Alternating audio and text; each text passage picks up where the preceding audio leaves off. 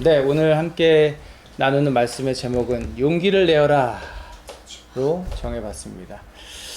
여러분, 제가 좋아하는 영화들이 있는데요. 그 중에 하나가 스타워즈 시리즈입니다. 여러분, 스타워즈 좋아하세요? 스타워즈 좋아하시는 분도 계시고 안 좋아하시는 분도 계실 것 같은데, 아주 옛날부터 80년대, 70년대 뭐 조지 루카스라고 하는 사람이 옛날부터 만들어 온 시리즈입니다. 그리고 이 영화에요, 특별히 등장하는 캐릭터들이 참 매력적인 캐릭터들이 많은데, 제다이라고 하는 그 기사들이 등장합니다.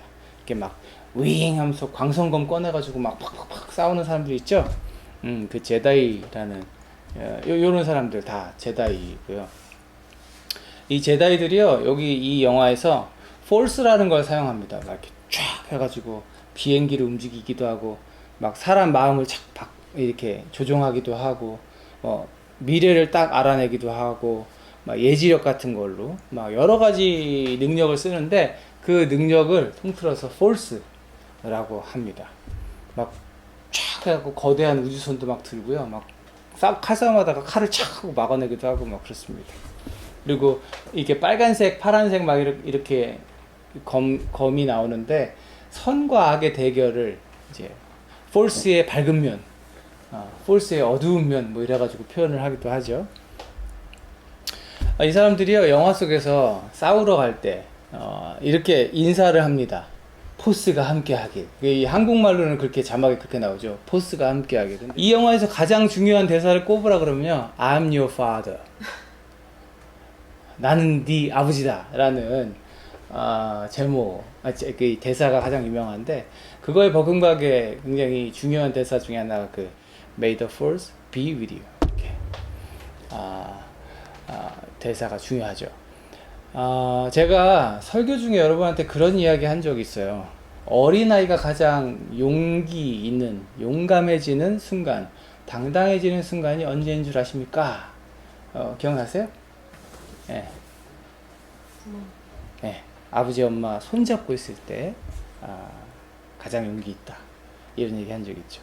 넷플릭스 드라마 중에 얼마 전에 한참 이렇게 여기 제가 써놨네요. May the force be with you. 얼마 전에 한참 유행했던 폭삭 속았수다라는 드라마가 있었습니다. 여기서요, 저희 아이유가 1인 2역 하잖아요. 화질이 좀 그렇죠? 네. 1인 2역 하는데, 젊은 애순이, 나이 든 애순이 다 연기하고, 이 배우는 이제 저기 젊은, 제 이름이 갑자기 생각이 안 나요. 젊은 누구? 그러니까요. 박보검이라는 배우가 젊었을 때의 관식이, 나이 들었을 때의 관식이는 이 아저씨가 연기했습니다. 박보검이라는 건 저도 아는데, 네, 어쨌든. 조금 저도 돼가지고 이제 가물가물하네요. 여기서요, 이 관식이가 딸 애순이, 부인 애순이 한테도 그러고요. 그 딸인, 그 아이유가 딸 역할도 하잖아요. 그 딸 누구지? 금명이. 맞아요, 금명이. 제가 이래요. 네. 금명이가 금명이를 정말 애지중지하는 아빠로 나옵니다. 그런데 이 아빠가 그 딸한테 맨날 해주는 얘기가 있어요. 아빠 여기 있어. 딸이 불안해하거나, 딸이 두려워하거나, 딸이 뭔가 용기가 필요할 때 아빠 여기 있어. 수틀리면 빠꾸, 이렇게 얘기합니다. 빠꾸는 이제 back, 돌아오라는, 이 back이라는 발음을 옛날 일본식 빠꾸 이렇게 해가지고 그 빠꾸가 된 걸로 저는 생각하는데, 수틀리면, 일이 잘 안 되면 빠꾸, 돌아와. 아빠 여기 있어. 무슨 일이 어떻게 되면 네 뜻대로 안 되면 아빠 여기 있으니까 돌아와. 아빠가 여기 너 위해서 기다리고 있어. 아빠 늘 여기 있어. 영 아니다 싶으면, 수틀리면 빠꾸. 이런 대사를 하죠. 제가 왜 이제 설교 시작하면서 영화 얘기, 드라마 얘기 이렇게 하나 싶으실 텐데, 나 SF 영화 싫어하는데, 나 저거 폭삭 속았수다 안 봤는데, 이런 분들 계실 텐데, 오늘 제가요, 본문의 말씀을 묵상하면서 이런 대사와 이런 장면들이 떠올랐습니다. May the force be with you. 아빠 여기 있어? 수틀리면 맞고. 세상에서 가장 거대한 그리고 강력한 힘이 나와 늘 함께 한다면 여러분 생각해 보세요. 얼마나 든든할까요? 포스라고 한 저 영화의 세계관에서는 포스가 그런 힘인데, 세상에서 가장 나를 사랑하는 분이 언제나 나와 함께 하고 있다면 나는 얼마나 든든하고 행복할까. 오늘 본문을 보면서 만나게 되는 그 한 사람이요, 참 고달프고 힘겹다, 참 답답하고 안타깝고 괴롭겠다 라는 생각이 드는 그 순간에 마지막에 그가 듣게 됐던 음성이 얼마나 든든하고 기뻤을까 라는 생각을 제가 하게 됐던 겁니다. 말씀을 이렇게 쭉 살펴보면서 여러분, 저와 여러분도 그런 든든함, 그런 기쁨을 나눌 만한 사람들이라는 것을 발견하는 저와 여러분 됐으면 좋겠습니다. 사도행전 22장까지 우리가 쭉 살펴보면서요, 우리가 오늘 본문의 상황이 어떤 상황인지를 대강 여러분 알고 있을 거예요. 자, 정리 한번 해봅시다. 바울이 전도 여행을 마치고 예루살렘으로 돌아왔어요. 원래 돌아오기 전에 어떤 일이 있었어요? 거기 가면 당신 매맞고 붙잡히고 감옥에 갇히고 이런 일이 있으니까 가지 말라고 사람들이 말렸죠. 그렇지만 그 성령의 충만해서 앞으로 일어날 일들에 대해서 알고 막는 그 사람들에게 바울은 뭐라고 얘기했죠? 성령에 사로잡혀 내가 갑니다. 성령께서 시키는 대로 내가 갑니다라고 하고 예루살렘에 왔습니다. 근데 와보니까 어때요? 그 사람들이 얘기했던 그대로 많은 사람들이 자기를 핍박하고 때리고 죽이고자 하고 모함하고 공격하고 그렇게 핍박과 고난을 받았습니다. 자신이 할 수 있는 최선을 다해서 오해받지 않으려고 노력했지만, 바울이 전도 여행했던 그 지역의 출신 유대인들이 저놈 잡아라 하면서 모함하고 선동해서 결국 바울은 사람들에게 붙잡혀 죽을 뻔했어요. 그런 그 바울을 군인들이 건져줬는데 다행이다 싶었는데 그게 아니었죠. 군인들이 쇠사슬로 매고 채찍으로 쳐라 이래서 정말 맞으면 죽거나 불구가 될 수 있는 그 채찍질을 거의 당할 뻔하다가 로마의 시민이라는 그 특별한 신분 때문에 그것을 벗어나게 됐고, 이제 오늘 본문 사도행전 23장에 들어서면요, 이제 좀 분위기가 달라져 있죠. 천부장이 저놈을 채찍으로 쳐가지고 무슨 짓을 했는지 밝혀내라 이게 아니라 저 사람이 지금 왜 저런 일에 빠졌는지 알아내라 하면서 그 지역의 율법학자, 대제사장, 의회원들을 불러 모았습니다. 로마의 시민인 것이 알려진 이후에 천부장과 군인들은 태도가 이제 달라져 있어요. 의회원들 불러서 이 사람들 조사해봐라 하는 거죠. 거기서 진상조사를 위해 모인 의회원들에게 바울이 이렇게 말해요. 나는 여러분 하나님 앞에서 오로지 바른 양심으로 살았습니다. 학자들은 의견이 분분합니다. 여기서 바울이 이 의회원들을 주목해 보았다고 기록되어 있잖아요. 그러니까 바울은 지금 여기 모인 사람들이 누구고 저기 앉아있는 저 사람이 누구라는 걸 알고 있었다라고 주장하는 학자들이 있고요. 대강의 분위기는 알고 있었지만 바울이 저 사람이 대제사장이라는 것은 몰랐을 것이다 라고 주장하는 사람들도 있습니다. 여튼 그건 그렇게 중요하지 않아요. 분명한 거는 바울이 거기에서도 성령으로 충만했다는 것, 그리고 어떤 상황에서도 성령께서는 바울에게 그 상황을 이겨낼 지혜를 주고 계셨다는 것을 우리는 발견해야 한다는 거죠.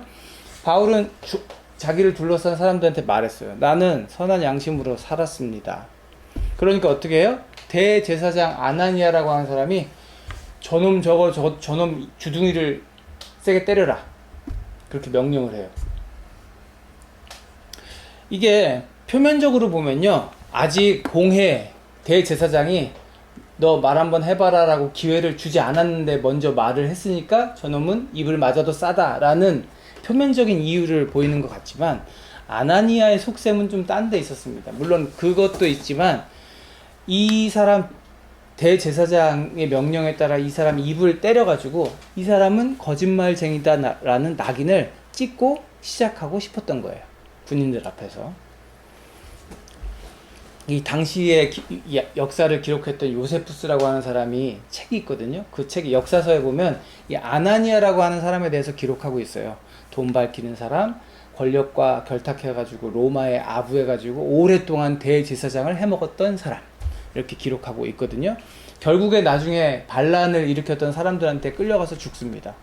네, 그렇게 되는 사람인데요. 이 아나니아가 지금 율법을 들어 바울을 때리라고 명령한 것 같지만 사실은 이 사람이 의지하던 건요, 율법이 아니라 대제사장이라는 권력, 힘, 로마라고 하는 뒷배를 믿고 있었다는 거 역사적으로 알려져 있어요. 근데 이 아나니아가 저 주둥이를 때려라 그러니까 바울이 뭐라고 해요? 그 사람한테 욕합니다. 이 회칠한 벽이요. 이게 무슨 욕이야 그러는데, 여러분 이 회칠한 벽이 어디서 들어보지 않았어요 혹시? 누가 했던 말인데 이거? 네, 맞습니다.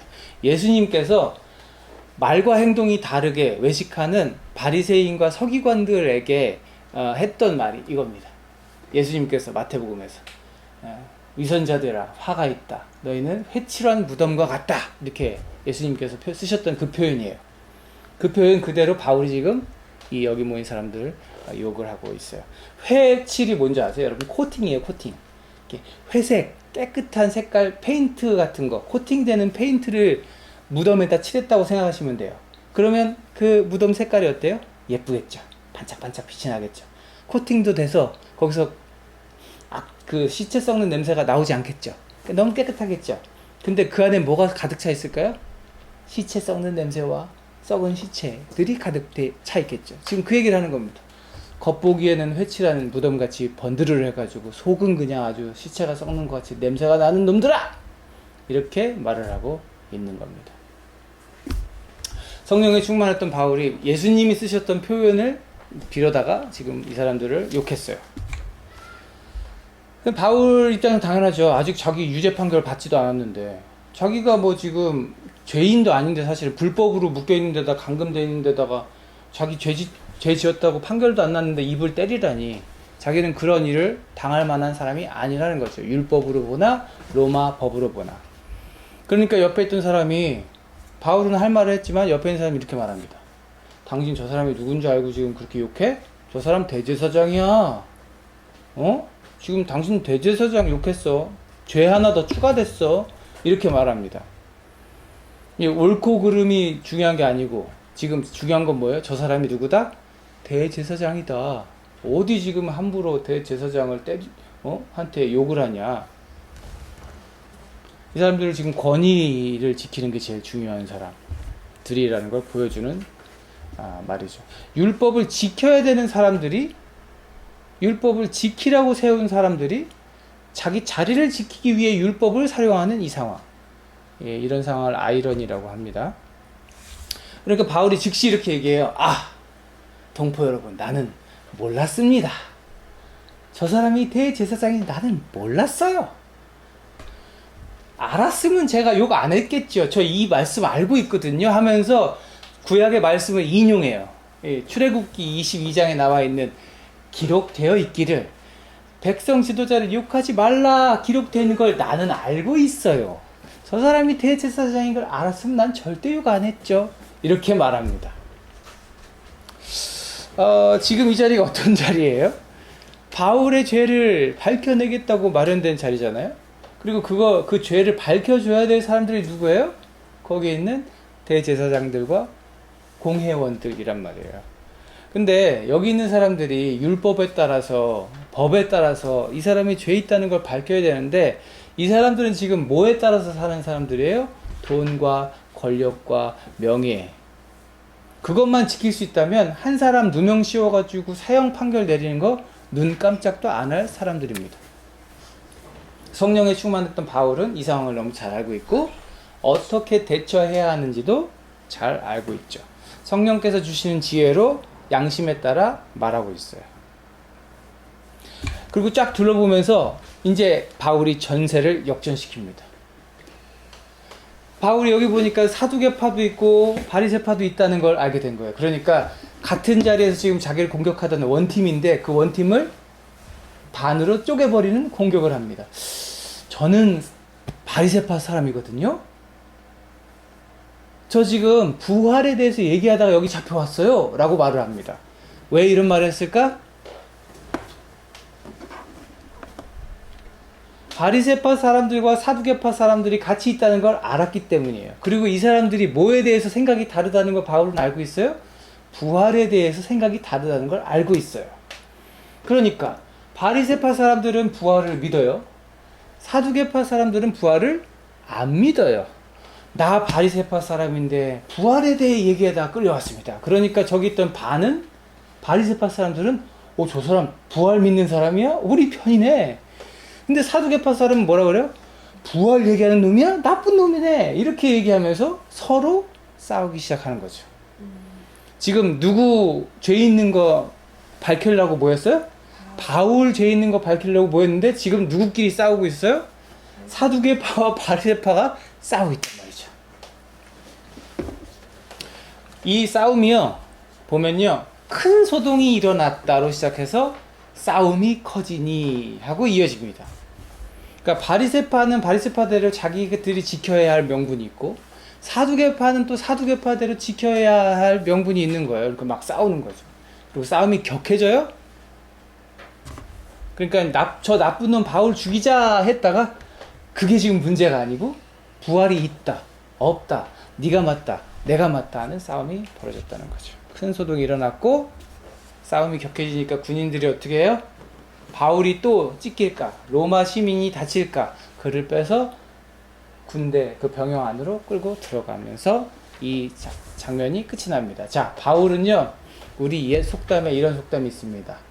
손 안 대고 코 푼 격이다. 네. 바울은 아주 깔끔하게 자기 잡으러 온 사람들을 서로 싸우게 하여 이 상황을 정리했습니다. 이 모든 일이 있은 후에요, 그날 밤 병영 안에 이렇게 갇혀있을 바울에게 누가 찾아오셨어요? 네, 주님께서 찾아오셨어요. 예수께서 오셔가지고요, 이 표현에 주목하세요. 곁에 서서. 예수님께서 바울 바로 앞에 곁에 서서, 주님께서 나타나셔가지고 바울 곁에 서서 이렇게 말씀하셔요. 어떻게 해요? 용기를 내어라. 이게 개역 성경에서는 담대하라 이렇게 나옵니다. 용기를 내어라, 담대하라. 본문의 이 단어가요, 안심하라로도 번역되고요, 담대하라로 번역되고 하는 단어입니다. 예수님께서 쓰셨던 단어, 제자들과 함께 있을 때, 사람들과 함께 있을 때 자주 쓰셨던 단어예요. 병을 고치시면서 안심하라 하실 때 쓰셨던 단어고, 제자들에게 짠 하고 나타나셔서 나니까 안심하라 하실 때 쓰셨던 그 단어고요. 우리가 잘 아는 요한복음 16장 33절 말씀에 너희에게 이것을 너희에게 이름은 너희로 내 안에서 평화를 누리게 하려 함이라. 너희는 세상에서 환난을 당한 것이다. 그러나 담대하라, 용기를 내어라, 내가 세상을 이기었다. 주님께서 말씀하실 때 쓰셨던 그 단어입니다. 담대하라, 용기를 내어라. 이 단어를 이야기하는 것은요, 너 잘하고 있어, 너 잘하고 있어, 그러니까 용기를 내. 너 지금 잘하고 있어, 담대해, 용기를 내, 힘을 내, 지금처럼만 해. 너 지금 하고 있는 거, 여기서 하고 있는 거 로마에 가서도 하게 될 거야 라고 말씀하시는 거죠. 사랑하는 여러분, 저는요, 바울이 주님의 말씀을 굳게 믿고 서 있었으리라 확신합니다. 어떤 말씀? 주님이 이런 말씀 하셨거든요. 내가 너희를 보내는데 사람들 조심해. 너희들 이런 사람들 만날 거거든. 그 사람들이 너희를 법정에 넘겨줄 거고 회당에서 매질할 거야. 또 너희는 나 때문에 총독과 임금들 사이에 끌려나가서 이방 사람들 앞에서 증언하게 될 거야.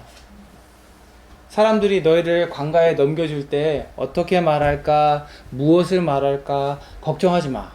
너희가 무슨 말 해야 될지 그때 내가 다 알려줄 거야. 말하는 이는 너희가 아니고 그땐 누가 말하는 거야? 너희 안에 계신 성령께서 말씀하실 거야. 이게 예수님께서 십자가 지시기 전에 이미 하셨던 말씀입니다. 그리고 이 말씀은 지금 바울을 통해서 그대로 이루어지고 있고 많은 제자들을 통해서 그대로 이루어졌습니다. 언제 어디서나 이런 주님을 신뢰했던 바울은 빌립보서에 보면 이렇게 사람들에게 권면하죠. 아무것도 염려하지 마세요, 여러분. 오직 기도와 간구로 여러분이 바라는 것을 감사하는 마음으로 하나님께 아뢰세요. 그렇게 하면 헤아림에 뛰어넘는 하나님의 평화가 여러분의 마음과 생각을 그리스도 예수 안에서 지켜주실 것입니다. 그러니까 어디 가든지 걱정하지 말라고 바울이 이야기해요. 왜? 자기는 자신과 함께 하시는 하나님을 믿고 있기 때문에, 자신에게 지혜 주실 성령을 믿기 때문에, 언제나 어디서나 자신에게 지혜 주시고 함께 하실 그 하나님의 은혜를 믿기 때문에 이렇게 권면할 수 있는 거죠. 사랑하는 여러분, 우리는요 삶의 현장에서요 용기가 필요한 순간을 마주하면서 살게 됩니다. 여러분, 저기 선교 가서 간증할 때 얼마나 쿵탁쿵탁 두근반 세근반 했어요. 앞에 나와서. 용기가 필요한 순간이죠, 그죠? 뭐 그런 순간뿐만입니까? 새 학기가 시작되면 이제 학교 가면 이제 두근반 세근반 할 거 아니에요. 또 어떤 반에 들어갈까? 어떤 선생님을 만날까? 저는 어떤 선생님을 왔는데 아는데. 두려워요. 그렇지만 용기가 필요한 순간이죠. 또 이런 순간도 있어요. 아닌 것을 아니라고 말하고요. 안 되는 것을 안 된다고 말해야 하는 용기가, 말할 수 있는 용기가 필요한 순간들이 있어요. 어떤 결단을 내려야 할 용기가 필요할 때가 있고요. 이 일을 마주했고 그 일을 감당하겠다고 결심할 용기가 필요한 순간들이 있습니다. 그리고요, 많은 그런 순간에 우리는요, 내 힘으로만 그것을 하는 것의 한계를 느끼기 마련입니다. 내 힘으로만은 그것을 감당할 수 없음을 느끼게 되곤 합니다. 제가요, 전도하는 현장에서요, 그런 말 몇 번 들었어요. 하나님 믿으라고? 있지도 않은 신을 믿느니 내 주먹을 믿겠다. 이게 무슨 말이에요? 신이 어딨어? 나는 나만 믿어. 예수님 믿으라고요? 나는 아무도 안 믿어요. 사람들도 안 믿어요. 나만 믿어요. 이런 얘기를 제가 사람들과의 대화 가운데 들은 적이 있어요. 그런데 동시에 저는 사람들을 만나면서 이런 일들을 많이 봅니다. 자신의 한계에 절망하고 도대체 어떻게 해야 할지를 모르겠어요 라고 말하는 사람들이요. 나라는 존재가 얼마나 연약한지를 깨닫고 나는 어떻게 살아야 할지 모르겠어요 라고 말하는 사람들을 만나게 된다는 거죠. 세상이 자기 생각대로 자기 뜻대로 안 된다는 거, 그리고 자기 힘으로 어떻게 할 수 없는 것이라는 것을 경험하고 나면 많은 사람들이 절망하고 좌절합니다. 어떤 사람들은요, 이 세상에 돈이면 다 돼. 돈으로 안 되는 게 어딨어 라고 말하며 돈만 믿고 살다가 그 돈으로 안 되는 일을 만나서 절망합니다. 나 사지육신 멀쩡하고 건강한데 뭐 건강만 하면 다 할 수 있어. 영원히 건강할 거라고 생각하던 그 사람이 건강에 문제가 생기면 절망하게 되는 걸 보곤 하죠. 명예와 지위, 높은 자리를 믿고 마음껏 살다가 자기 하고 싶은 대로 하다가 쓸쓸하게 퇴장하는 일들을 보기도 합니다. 어떤 사람들은요, 평생 나쁜 짓만 마음껏 하며 잘 먹고 잘 살다가 죽는 사람도 있습니다. 사람들은 저 사람은 운도 좋아 라고 말하는 것 같지만, 잘 살았네 라고 말할지 모르겠지만 성경은 분명하게 기록하고 있죠. 사람이 한 번 죽는 것은 정해진 일이고 그 뒤에는 끝입니다. 예요? 심판이 있습니다. 그래서 우리는 사는 날 동안 지혜롭게 살아야 합니다. 무엇을 믿고 무엇을 따라야 하는지 지혜롭게 판단해야 됩니다. 오늘 하루를 잘 살아야 하고 오늘 하루를 천국을 맛보며 살아야 하고, 그래야 후회 없이 살 수 있으며 죽었을 때 하나님 앞에서도 후회 없이 설 수 있습니다. 그날 밤에 바울은 누구보다 든든한 밤을 보냈을 거예요. 바울 곁에 서 계신 주님께서 이렇게 말씀하셨거든요. 용기를 내라. 너 잘하고 있어. 담대하라. May the force be with you. 따위가 아니에요. 아빠들 여기 있어. 틀리면 빠꾸를 넘어서는 그 정도가 아니에요. 너에게 명령한 모든 것을 지키게 하라. 보아라, 내가 세상 끝날까지 항상 너희와 함께 있을 것이다 라고 하는 온 우주를 만드신 하나님의 약속입니다. 내가 항상 너희와 함께 하리라는 전능하신 하나님의 약속이 여러분과 함께 하는 줄 믿으시기를 축복합니다. 사랑하는 여러분, 성난 군중들 앞에서, 천부장 앞에서, 대제사장과 공회 앞에서도 바울은 언제나 담대했어요. 그리고 그런 바울을 주님께서 잘했다 칭찬하십니다. 바울은 성령으로 충만했고, 바울은 걱정하지 않았어요. 바울은 말씀으로 무장했고 두려워하지 않았어요. 바울은 예수를 믿는 믿음으로 살았고, 그 믿음은 언제나 잃지 않는 사람이었어요. 그는 열심히 배웠던 사람이고, 열심히 일했던 사람이고, 열심히 전도했던 사람이지만, 그 모든 삶 속에 그는 아무것도 염려하지 않고 모든 일을 오직 기도와 간구로, 감사함으로 감당했던 사람이었습니다. 저와 여러분에게도 바울과 같은 굳은 믿음이 있기를 축복합니다. 언제 어디에서 무엇을 하든지 간에 이것을 잊지 않는 우리들 되기를 축복합니다. 내가 너희와 항상 함께하리라. 담대하라. 용기를 내라. 언제 어디서든지 함께 하시는 그 주님을 신뢰하면요, 저와 여러분 언제나 담대할 수 있습니다. 온 세상을 만드신 창조주 하나님, 그 전능하신 하나님이 우리와 함께 하십니다. 그리고 말씀하세요. 담대하라. 안심하라. 내가 너와 항상 함께하리라. 내가 이미 이겨놓은 세상이다. 옆에 있는 분들 보시면서 말씀해 주세요. 주님이 당신과 항상 함께 하십니다. 자, 주님이 당신과 함께 하십니다. 네. 주님이 당신과 함께 하십니다. 왜 안 하세요? 주님이 당신과 함께 하십니다. 네. 이 믿음으로 승리하시는 여러분의 한 주 되시기를 바래요. 네. 이제 시작된 한 주, 여러분 새 학기 시작되죠? 또 직장으로 나가실 거죠? 네. 승리하는 한 주, 집에서도, 교회에서도, 학교에서도, 직장에서도 함께하는 주님과 함께 더불어 승리하는 여러분의 한 주가 되시기를 주님의 이름으로 축복합니다.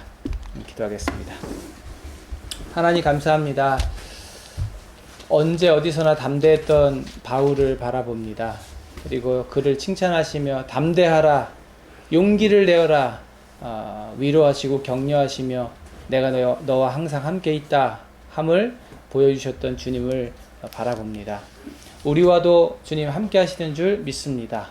우리가 언제 어디 있든지 주님 동행하시며 힘이 되어주시는 줄 믿습니다. 간절히 바라오니 성령으로 충만케 하시고 성령의 능력으로 세상 가운데 주님의 능력으로 승리하는 우리들 되게 하여 주옵소서. 이제는 우리 구주 예수 그리스도의 은혜와 아버지 하나님의 무한하신 사랑하심과 성령님의 내주 감화 감동 교통하심이 세상 가운데 성령의 충만함으로 말씀을 의지하여 예수 그리스도와 함께 서겠다고 결심하고 다짐하는 주의 사랑하는 백성들 머리 위에, 저들의 앞길 위에, 이제 시작될 새 학기 위에, 저들의 직장 위에 이제로부터 영원토록 함께 하시옵기를 간절히 축원하옵나이다. 아멘.